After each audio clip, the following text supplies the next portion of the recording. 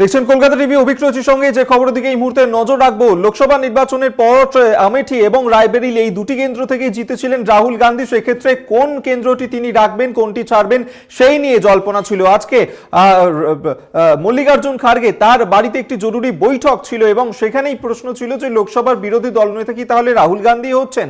রায়বেরিলি রেখে ওয়েনাড আসন ছাড়ছেন রাহুল গান্ধী এবং এই ওয়েনাড থেকে সেখান থেকেই প্রার্থী হচ্ছেন প্রিয়াঙ্কা গান্ধী।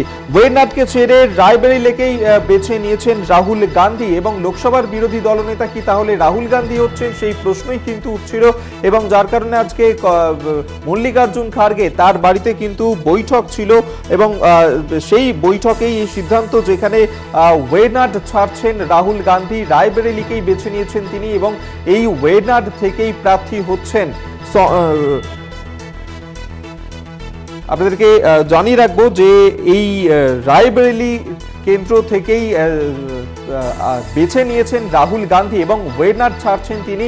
অন্যদিকে এই ওয়েনাড থেকেই প্রার্থী হচ্ছেন প্রিয়াঙ্কা গান্ধী এবং রায়বেরিলিতে রেকর্ড ভোটে জয়ী হয়েছিলেন রাহুল গান্ধী এবং এই আসনে 2019 সাল পর্যন্ত সাংসদ ছিলেন সোনিয়া গান্ধী এবং তার আগে রায়বেরিলি থেকে কংগ্রেসের সাংসদ ছিলেন প্রাক্তন প্রধানমন্ত্রী ইন্দিরা গান্ধী এবং সেক্ষেত্রে কংগ্রেসের এই যে পুরনো গড়, সেই পুরনো গড়েই রাহুল সোনিয়া গান্ধীর থেকেও সবচেয়ে বেশি ভোট পেয়েছিলেন এবারে।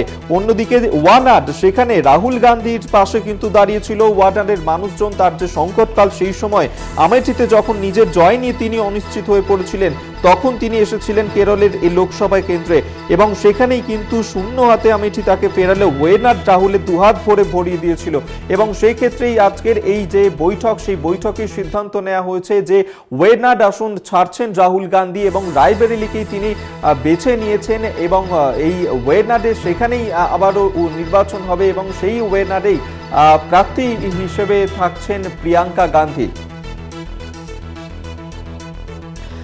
আমরা দেখেছি যে লোকসভা নির্বাচনের ফল প্রকাশের পর রাহুল গান্ধীকে যখন এই প্রশ্নও করা হয়েছিল যে এই যে দুটি কেন্দ্র এবং সেই কেন্দ্র থেকে কোনটিকে তিনি বেছে নেবেন, সেই ক্ষেত্রে আজকে তার উত্তর পাওয়া গেল রায়বেরিলিকে তিনি বেছে নিলেন। আমরা এই নিয়ে কথা বলবো। আমাদের সঙ্গে এই মুহূর্তে টেলিফোনে রয়েছেন বিশেষ প্রতিনিধি সুচন্দ্রিমা। সুচন্দ্রিমা, এই ওয়েনাড এবং রায়বেরিলি এই দুটি কেন্দ্রের মধ্যে রাহুল গান্ধী কোনটি বেছে নেবেন সেই নিয়ে তো দীর্ঘ জল্পনা চলছিল, অবশেষে রায়বেরিলিকে তিনি বেছে নিলেন। ওয়ানাড থেকে প্রার্থী করা হচ্ছে প্রিয়াঙ্কা গান্ধীকে। কি আপডেট পাচ্ছ আজকের এই বৈঠক নিয়ে? দেখো, মল্লিকার্জুন খার্গের বাসভবনে এই বৈঠক হলো, যেখানে উপস্থিত ছিলেন সোনিয়া গান্ধী, রাহুল গান্ধী, কেসি বেণুগোপাল, প্রিয়াঙ্কা গান্ধী বাড্রা এবং বৈঠক শেষে সাংবাদিকদের মুখোমুখি হয়ে মল্লিকার্জুন খার্গে রাহুল গান্ধী যেটা জানালেন যে রায়বেরিলি এবং ওয়ায়নাড দুটোই তার কাছে খুবই মানে পরিবারের মতো।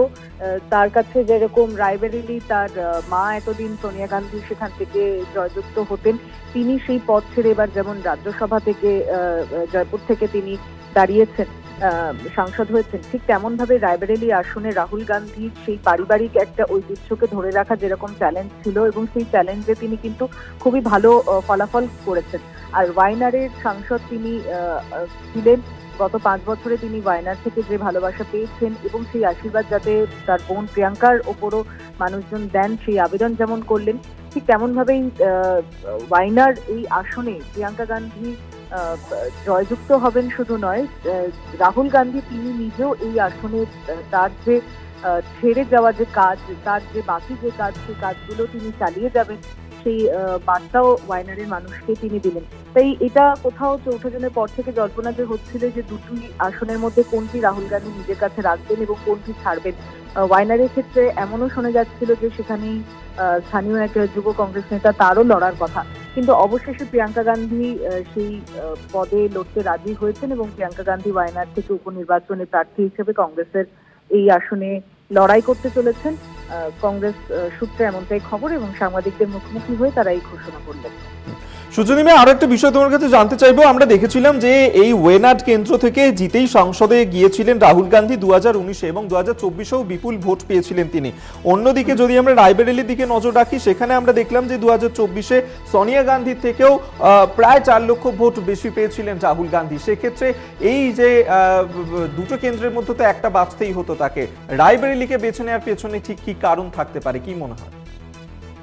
দেখো, উত্তরপ্রদেশ বরাবরই কংগ্রেসের একটা দুর্বলতার জায়গা। যে উত্তরপ্রদেশ থেকে বলা হয়ে থাকে যে দেশের রাজনীতির ভাগ্য নির্ধারণ করে যে রাজ্য, তার নাম উত্তরপ্রদেশ। এবং উত্তরপ্রদেশ থেকে যে যে আসনে গুরুত্বপূর্ণভাবে কংগ্রেস এত বছর ধরে শাসন করে এসেছে, তার মধ্যে রায়বেরেলি কিন্তু একেবারে শুরু থেকে কংগ্রেসের গড় বলা যেতে পারে। আমেঠি, রায়বেরেলি, এলাহাবাদ, যা এবারে 40 বছর পর আবারও কংগ্রেস সাংসদ পেয়েছে। এই দীর্ঘ সময় ধরে উত্তরপ্রদেশ যার দেশ তার, এই কথাটা দিল্লিতে খুবই প্রচলিত।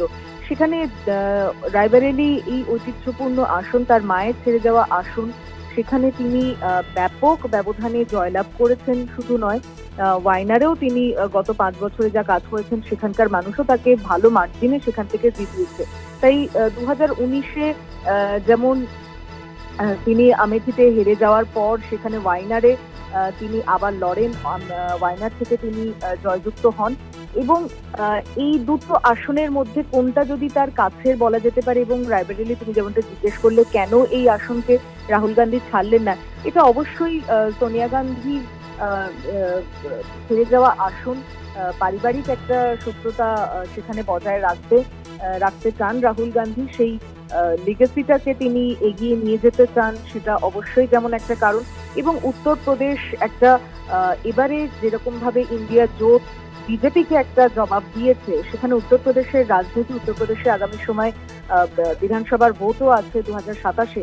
তার আগে কোথাও নিজেদের জমিকে সেখানে শক্ত করতে, যে সময় প্রধানমন্ত্রী সংসদে দাঁড়িয়ে যখন বলেছিলেন যে কংগ্রেস একটা সাইনবোর্ডে পরিণত হয়ে গেছে উত্তরপ্রদেশে, সেই সাইনবোর্ডে পরিণত হওয়া কংগ্রেস তাদের জমিকে আবারও যেমন এই হিন্দি গোবলয়ে যেভাবে ফিরিয়ে এনেছে, সেটা জোটের সঙ্গেই হোক কি নিজেদের দৌলতেই হোক, সেখানে রায়বেরেলির মতো আসন ধরে রাখা রাহুল গান্ধী, বিরোধী দলনেতা যিনি লোকসভার, তার জন্য কিন্তু অনেকটা বেশি প্রভাবশালী এবং তাৎপর্যপূর্ণ হবে। একেবারে অবশ্যই আমাদের নজর থাকবে। আপাতত ধন্যবাদ তোমায়, বিশেষ প্রতিনিধি সুচন ত্রিমা এতক্ষণ আমাদের সঙ্গে টেলিফোনে ছিলেন।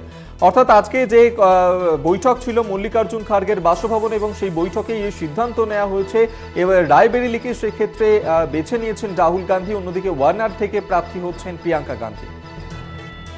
5 सालों में मैं वायनाड का एमपी था और वायनाड के सब लोगों ने, हर पार्टी के लोगों ने प्यार दिया, तो उसके लिए मैं दिल से धन्यवाद करता हूं और पूरी ज़िंदगी उसको याद रखूंगा। प्रियंका वायनाड से चुनाव लड़ेगी, मगर मैं भी पीरियोडिकली वायनाड जाऊंगा और जो वायदे हमने वायनाड को किए थे उनको हम पूरा करेंगे। रायबरेली का पुराना रिश्ता है, काफ़ी खुशी हो रही है कि मैं उनको फिर से रिप्रेजेंट करूंगा, मगर आसान निर्णय नहीं था, मुश्किल निर्णय था, क्योंकि जुड़ाव दोनों के साथ है। सो